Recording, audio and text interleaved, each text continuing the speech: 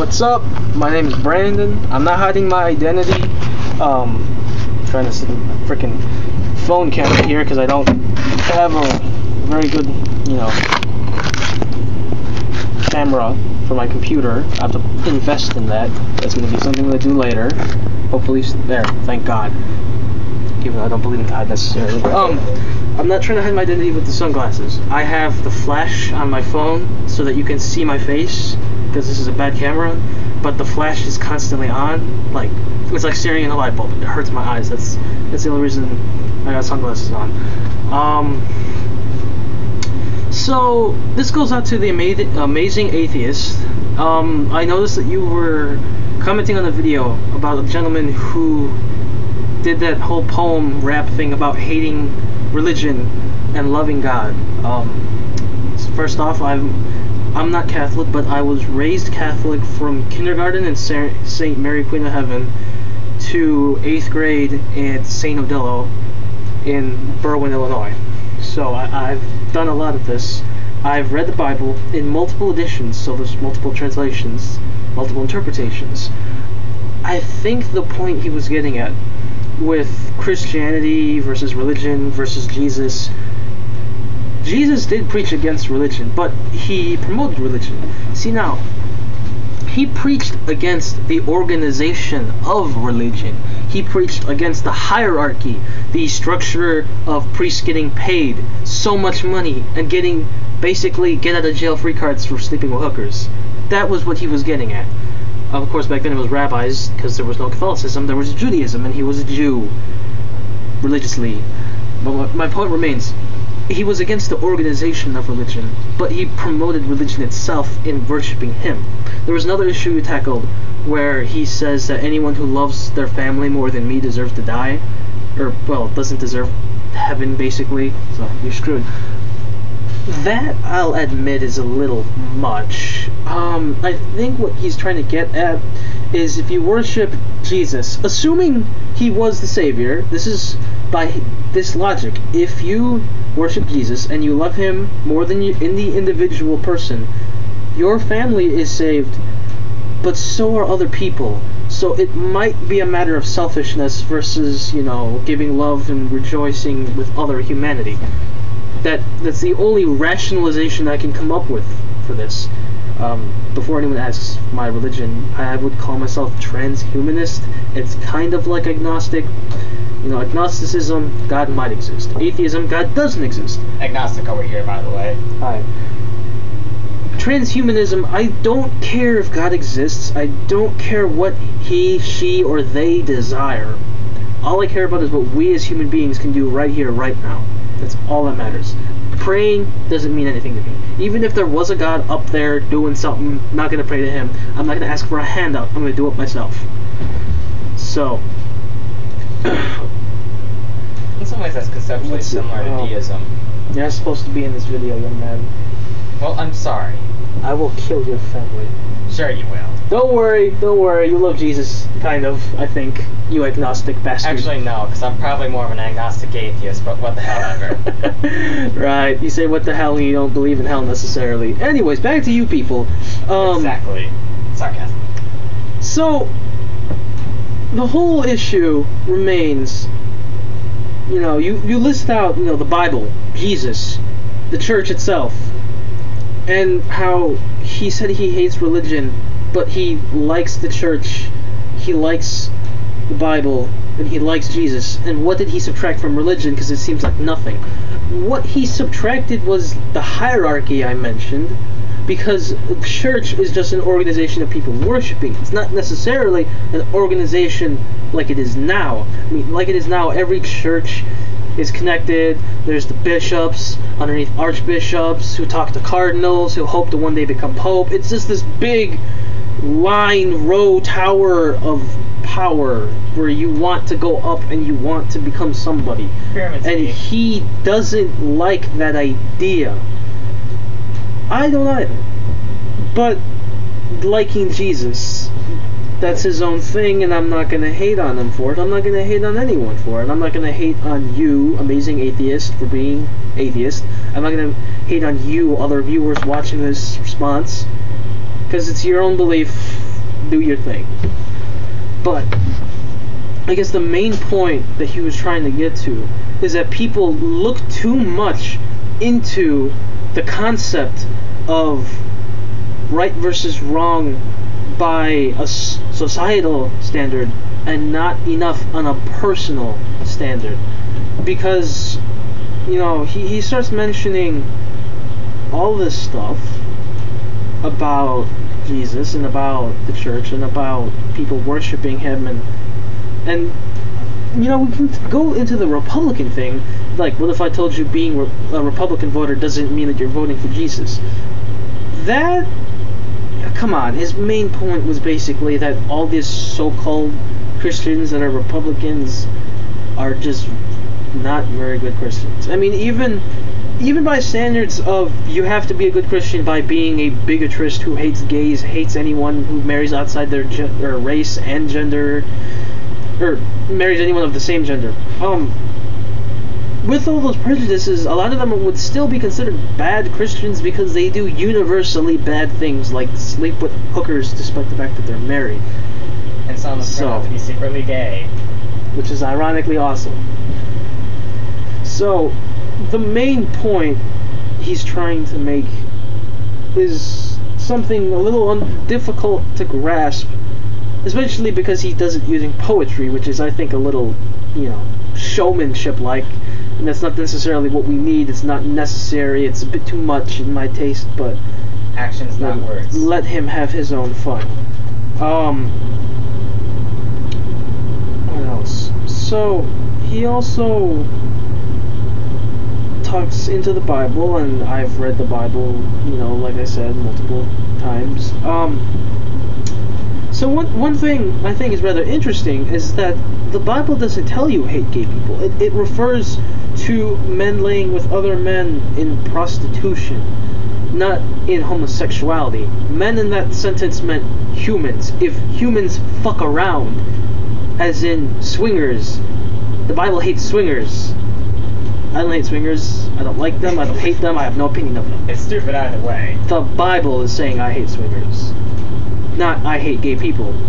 And there's two guys, I want to say it was Joshua and David, in the Bible that were pretty gay. I mean, they were crying, hugging each other, something about taking their shirts off and embracing each other's. It's basically... They make solemn promises to be loyal to each other and to love each other for the rest of their existence and to be at each other's side, and other people interpret this as they're being best friends, but best friends typically don't get that huggy, kissy, intimate while crying. It's all poor gay porn. It's supposed to be serious and professional. I'm sorry, I have a little humor, my friend. Fuck! All because of you, the camera fell. There's your fucking humor. You swung your hand around. No, it was my leg. It's all your fault. Anyways, hope to God no one cares about the crazy camera tricks that just happened. Good. I don't necessarily think this guy's correct, but I can't call him incorrect because I have to be in a position because I don't want to call him wrong. But from my own personal view, I don't believe in Jesus necessarily, but if I did, I would accept that he does not want organized religion, although he does want religion in the sense that you want to accept him as your savior. I accept that he probably did not want this religious hierarchy. I accept that he probably wasn't, you know, prejudiced. I mean, he hung out with lepers, with hookers, with a few gay people every now and again, although he never commented on them, which is something that people always say. God might have said to, you know, people writing the Bible, this, and that, but people directly quoting Jesus, no one really got a quote about gay people.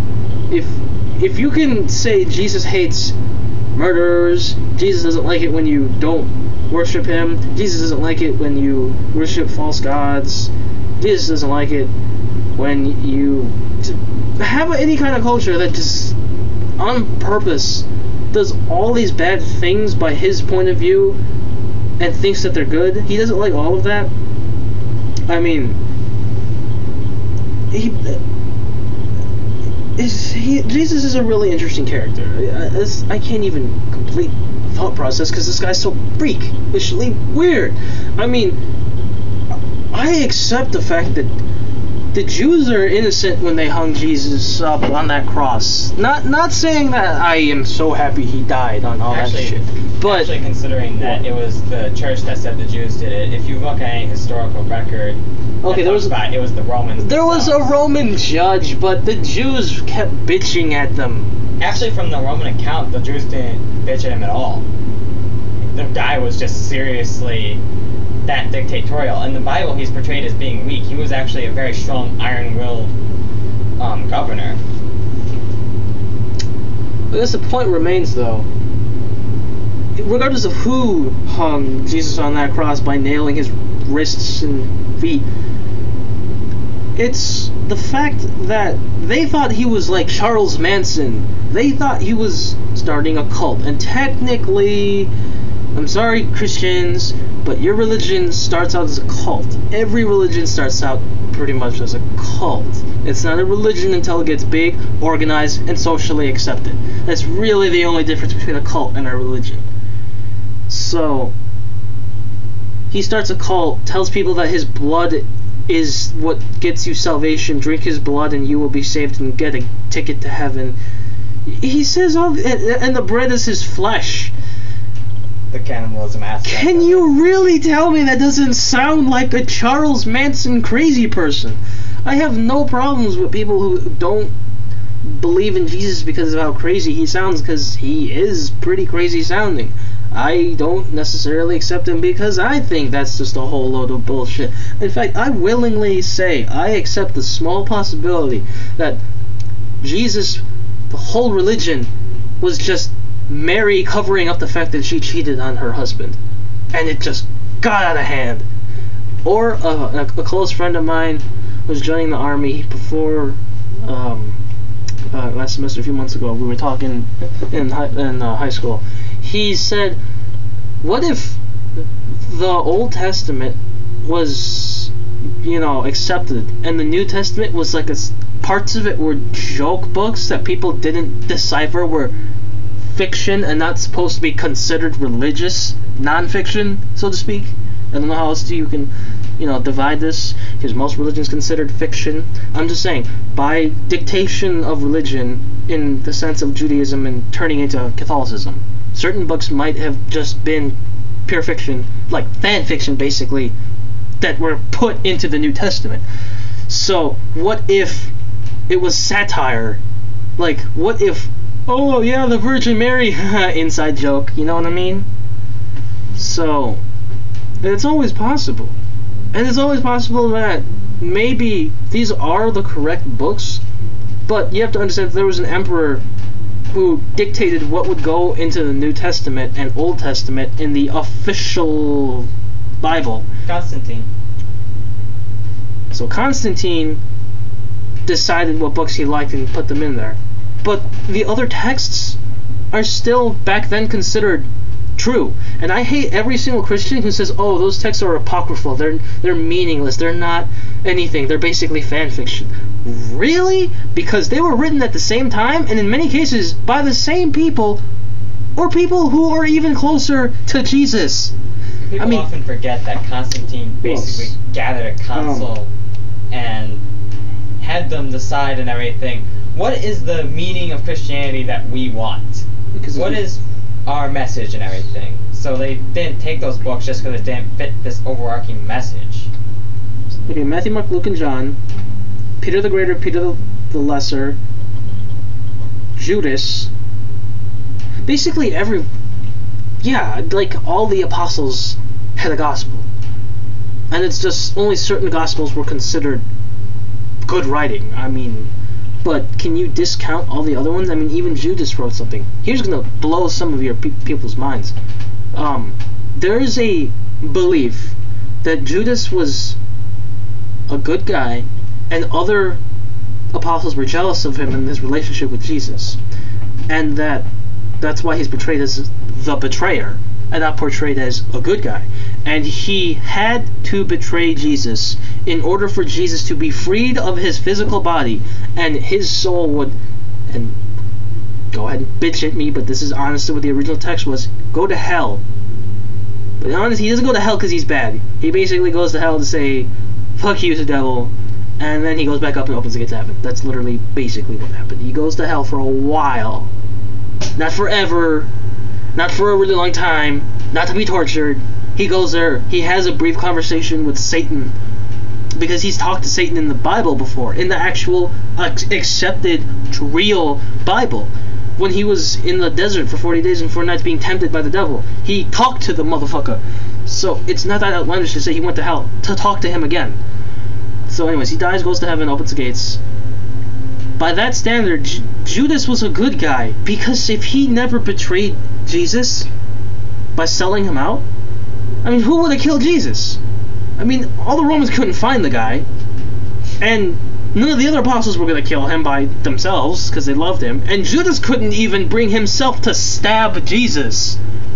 So maybe he wasn't a bad guy. This is all open to opinion. But back to my point, I can live with the fact that the guy said he loves Jesus and hates religion, and I think you should be open to it.